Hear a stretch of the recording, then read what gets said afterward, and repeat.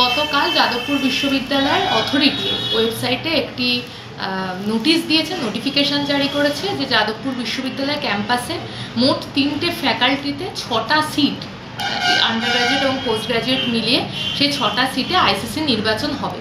এই আইসিসিতে ছাত্র প্রতিনিধি, নির্বাচিত ছাত্র প্রতিনিধি রাখার দাবি আমরা এই সময় যখন আরজি করের ঘটনা হয়েছে, যখন শিক্ষাক্ষেত্রে এবং কর্মক্ষেত্রে মহিলাদের, প্রান্তিক লিঙ্গের, প্রান্তিক যৌনতার মানুষের নিরাপত্তার কথা বারবার আমাদের সামনে উঠে এসছে, তখন আমরা প্রত্যেক দিন দাবি জানিয়েছিলাম।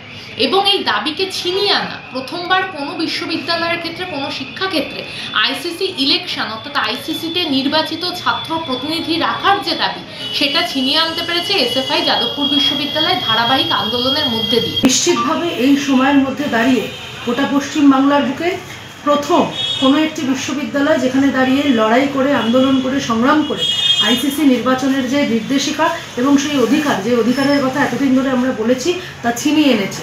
সামগ্রিকভাবে গোটা পশ্চিমবাংলার বুকে প্রতিটা ক্যাম্পাসে, সেটা কলকাতা শহরের বুকে কলকাতা বিশ্ববিদ্যালয় হতে পারে, প্রেসিডেন্সি হতে পারে, বিভিন্ন কলেজ হতে পারে, সামগ্রিকভাবে সব জায়গাতে এই যে আন্দোলন একত্রিত করে, সংগঠিত করে সাধারণ ছাত্রছাত্রীদের লড়াইকে এগিয়ে নিয়ে যাওয়ার জন্য আইসিসির প্রয়োজনীয়তা এবং সেই আইসিসিতে ছাত্র প্রতিনিধিদের রাখার যে কথা এসএফআই বহুদিন ধরে তার আন্দোলন সংগ্রামের মধ্যে বলে আসছে, এই কাজ আমাদেরকে আগামী দিনে এই যে চাপ আমরা তৈরি করতে পেরেছি এই বিশ্ববিদ্যালয়ের ক্ষেত্রে, সামগ্রিকভাবে গোটা ক্যাম্পাসগুলোতে এই চাপ যদি তৈরি করতে পারি, যে ভয়মুক্ত ক্যাম্পাসের কথা আমরা বলেছি, সামগ্রিকভাবে গোটা কলকাতা শহরে প্রতিটা ক্যাম্পাসে আমরা দেখেছি, আমরা ইউনিয়ন ইলেকশনের কথা বলছি, প্রতিটা ক্যাম্পাসে বলে এসেছি, তার একটাই মাত্র কারণ, সেটা হচ্ছে যে ভয়মুক্ত ক্যাম্পাসকে গড়তে হবে।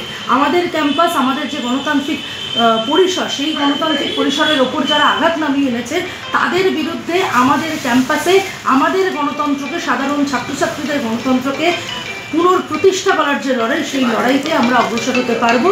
চাপে দীর্ঘদিন ধরে ঘেরাও অবস্থান, মিছিল, মিটিং ইত্যাদি ইত্যাদি আসে। আন্দোলনের চাপে গতকাল আইসিসিতে যে নির্বাচন হবে ছাত্র প্রতিনিধিদের, সেটা আমাদের জানাতে বাধ্য হয়েছে। তার নির্দেশিকা আছে, তার নির্দেশিকা এই অথরিটি জানিয়েছে।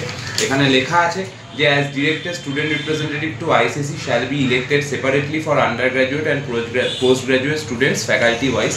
অবশেষে এবং পশ্চিমবঙ্গে তথা পূর্ব ভারতে প্রথমবার আইসিসি ইলেকশন হচ্ছে, বিশেষ করে তিলোত্তমার ঘটনার পর, যা গোটা পশ্চিমবঙ্গবাসীকে নাড়িয়ে দিয়েছিল।